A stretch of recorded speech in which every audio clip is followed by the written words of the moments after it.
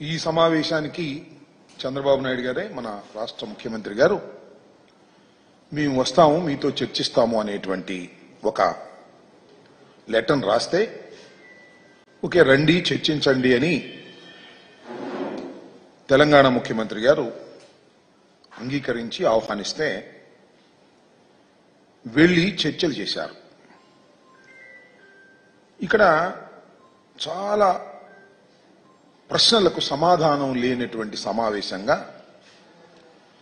ఈ ఇద్దరి ముఖ్యమంత్రుల సమావేశం మిగిలినట్టుగా అర్థమవుతా ఉన్నది. ఇంతకుముందు కూడా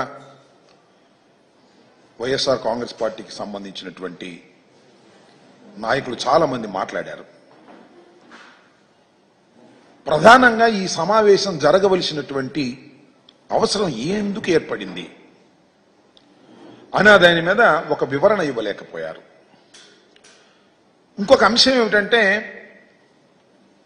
ఈ సమావేశానికి మన రాష్ట్ర ముఖ్యమంత్రి గారు ఆయన బృందంతో కలిసి వెళ్లే ముందు అనేకమైనటువంటి లీకులు తెలంగాణ ప్రభుత్వం డిమాండ్ చేస్తుంది కొన్ని అంశాలు అనేది అన్ని మీడియా ఛానల్లో విపరీతంగా ప్రచారమైంది. ఇప్పుడు కూడా ప్రచారం అవుతా ఉన్నది. ఈ ప్రచారం అవుతున్నటువంటి అంశాల మీద సమావేశం ముగిసిన తర్వాత తెలంగాణ ఉప ముఖ్యమంత్రి గారు, తెలంగాణ మంత్రులు, ఆంధ్ర రాష్ట్ర మంత్రులు ఒక సమావేశం ఏర్పాటు చేశారు. ఆ సమావేశంలో మీడియా ప్రతినిధులు ఇదే ప్రశ్నలు అడిగితే వాటికి సమాధానం చెప్పుకోకుండా దాటవేశారు. ఇది మరింత అనుమానాలకు తావు చూస్తున్నటువంటి అంశం. అసలు జనరల్గా ఇద్దరు ముఖ్యమంత్రులు మాట్లాడుకున్నారు అంటే ఆ ఇద్దరు ముఖ్యమంత్రులు మీడియా ముందుకు వచ్చి మాట్లాడతారని అందరూ ఎదురు చూశారు. చంద్రబాబు నాయుడు గారు, రేవంత్ రెడ్డి గారు ఉమ్మడి మీటింగ్ జరిగింది కాబట్టి వారిద్దరూ ఉమ్మడిగా మీడియా ముందుకు వచ్చి వివరణ ఇస్తారని అందరూ ఎదురు చూశారు. వాళ్ళు రాలేదు. మంత్రివర్గ సభ్యులు ఇచ్చారు. వారు కూడా ప్రశ్నలకు సమాధానం చెప్పుకోకుండా ఏదో రెండు మాటలు అట్లా మాట్లాడి ముక్తసరిగా మాట్లాడి వెళ్లిపోయినటువంటి సందర్భాలు ఉన్నాయి. ఇది చాలా దురదృష్టకరమైనటువంటి పరిణామంగా వైఎస్ఆర్ కాంగ్రెస్ పార్టీ భావిస్తుంది. రాష్ట్రంలో అనేక మంది కూడా ఇదే విధంగా భావిస్తున్నారనేది మా అభిప్రాయం. ఎందుకనంటే రాష్ట్రం విడిపోయి 10 సంవత్సరాలు పూర్తయింది.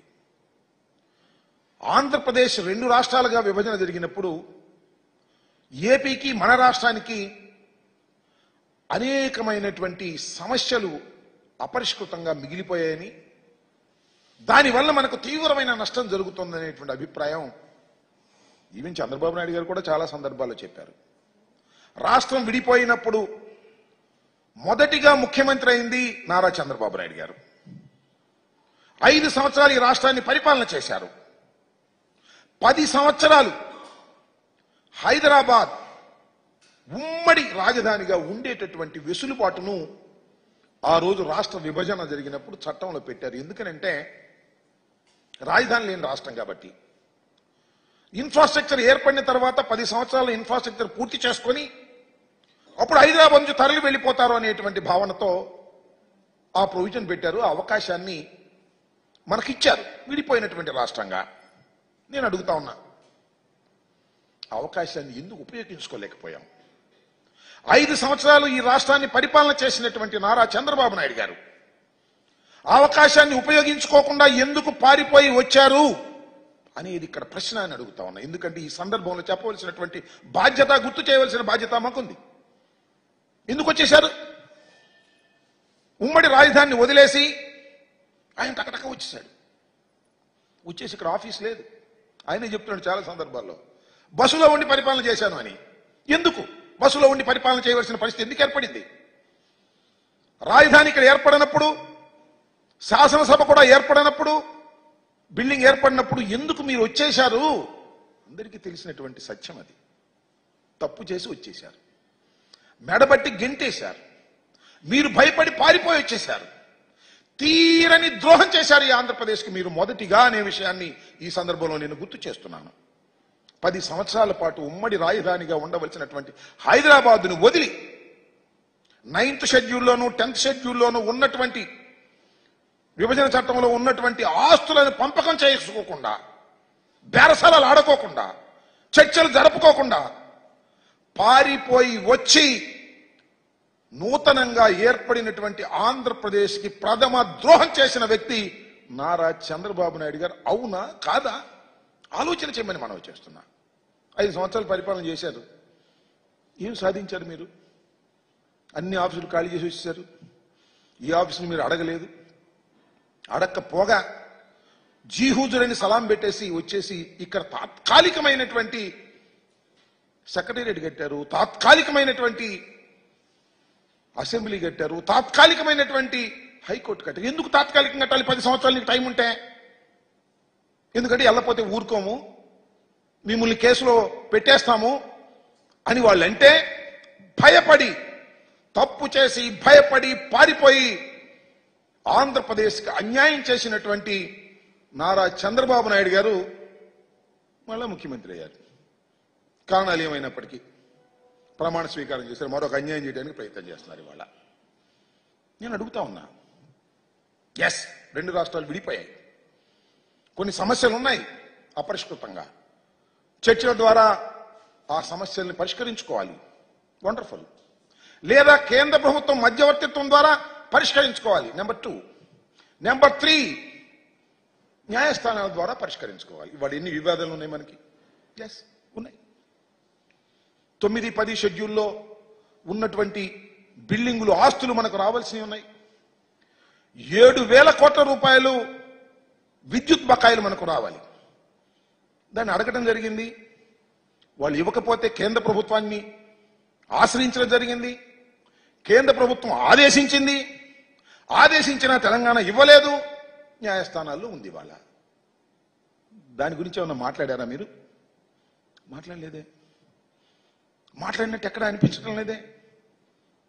అది పోగా చిత్రమైన విషయం ఏంటంటే, శ్రీశైలం, నాగార్జున సాగర్ ఈ 2 ఉమ్మడి ప్రాజెక్టులు సరిహద్దులో ఉన్నాయి. వారికి మనకి సరిహద్దులో ఉన్నాయి కాబట్టి ఉమ్మడి ప్రాజెక్టులు. వాటిలో అనేక ఇష్యూస్ ఉన్నాయి. వాటి గురించి మాట్లాడారా?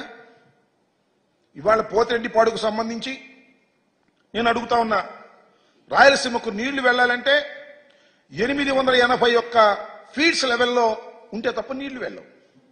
అక్కడ దాకా రాణిస్తున్నారా తెలంగాణ వాళ్ళు? విద్యుత్ కోసం వదిలేస్తున్నారు అక్కడ దాకా రాకోకుండా. దీనివల్ల రాయలసీమ నష్టపోతుంది. ఈ సమస్య గురించి మీరు ఏమైనా మాట్లాడారా? మాట్లాడాల. లేదు. నాగార్జున సాగర్ నేను మనవి చేస్తున్నా, నాగార్జున సాగర్లో రైట్ కెనాల్కి నీళ్లు మనం ఇవ్వాలి అంటే తెలంగాణ పర్మిషన్ కావాలి. తాళాలు వాళ్ళ దగ్గర ఉన్నాయి, వాళ్ళ స్వాధీనంలో ఉంది. 50-50గా ఉండవలసింది మన ఏరియాని కూడా వాళ్ళ స్వాధీనంలోకి వెళ్ళింది. ఎందువల్ల వెళ్ళింది? మీ అసమర్థత వల్ల వెళ్ళింది. మళ్ళా జగన్మోహన్ రెడ్డి గారు అధికారంలోకి వచ్చిన తర్వాత మొన్న మీ అందరికీ తెలుసు, పోలీస్ యాక్షన్ చేసి మనం దాన్ని స్వాధీనం చేసుకున్నాం. తర్వాత కేంద్ర హోంశాఖ ఇంటర్ఫీర్ అయ్యి మేము దాన్ని పరిష్కరిస్తాం, మీరు తొందరపడమాకండి, మాకు హ్యాండ్ ఓవర్ చేయమంటే రాష్ట్ర ప్రభుత్వం కేంద్ర పోలీసులకు హ్యాండ్ ఓవర్ చేసినటువంటి సందర్భాన్ని మనం చేస్తున్నాం. దాని గురించి ఏమైనా మాట్లాడారా మీరు? మాట్లాడే ప్రయత్నం చేశారా? మాట్లాడలా. నాగార్జున సాగర్ విషయంలో కానీ, శ్రీశైలం విషయంలో కానీ మనకు ఆల్రెడీ వివాదాలు ఉండి ఇబ్బంది పడుతున్నటువంటి సమస్యల గురించి పొన్నెత్తు కూడా మాట్లాడుకోకుండా ఎందుకు ఈ సమావేశాన్ని ఏర్పాటు చేశారు? మాకు అర్థం కాల. చాలా దురదృష్టకరమైనటువంటి పరిణామం.